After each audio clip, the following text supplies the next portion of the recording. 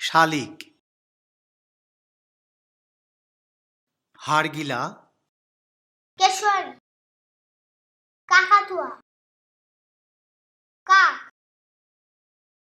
কোকিল, ঘুঘু, পানকৌড়ি, ফিঙে, হাঁস, ঈগল,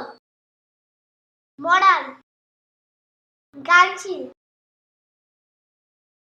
মুরগি, ধনেশ, বুলবুলি, মাছরাঙা,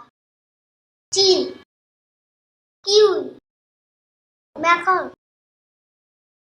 দোয়েল,